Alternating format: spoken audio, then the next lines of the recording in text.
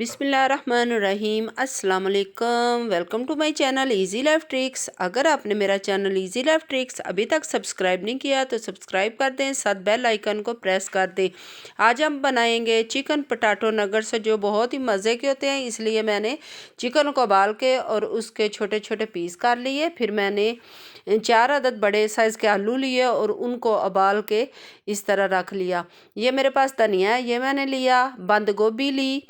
ये प्याज है, ये छोटे 2 अदद थे, ये मैंने लिए। 2-3 सब्ज़ मिर्चें थी, ये ली। और सारे मसाले इनमें मिर्च, गरम मसाला वगैरह आम जो घर में यूज़ होते हैं वही मसाले हैं। इसके अलावा 2 अदद मैंने बड़े साइज़ के लीमू लिए। और फिर हमें चाहिए इसके अलावा जो है मायोनीज़ ले ली। और ये चिली सॉस है।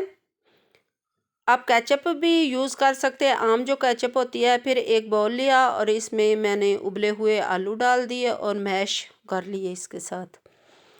तो आपने ज़्यादा ना बारीक करने हैं ना ज़्यादा मोटे रखने हैं, मीडियम साइज़ के होने चाहिए मैश। बाकी सारे मसाले मैंने इसमें डाल दिए।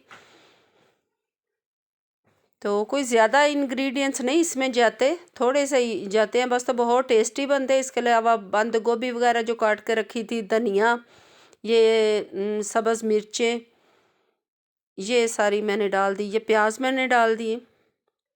ये रफली चाप किए हुए थे। चिकन डाल दिया जो उबाल के और छोटे छोटे इसके पीस कर लिए थे। ये सब्ज़ मिर्ची इसमें चली गई।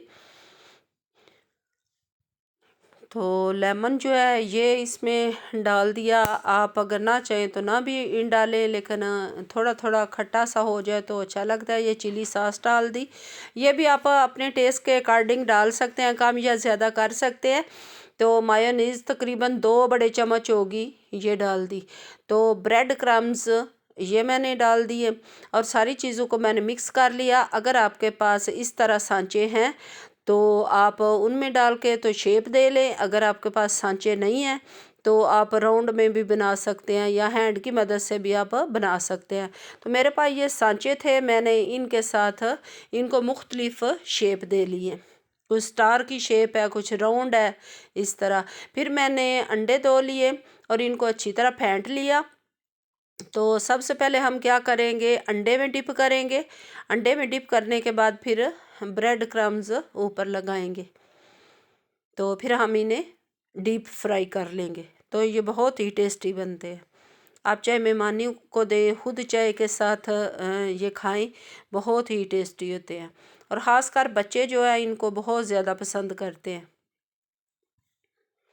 ये देखें जी, आपने इनका कलर जो है ना वो ज़्यादा डार्क नहीं करना, आपने लाइट सा कलर रखना है, लाइट ब्राउन सा कलर हो जाए।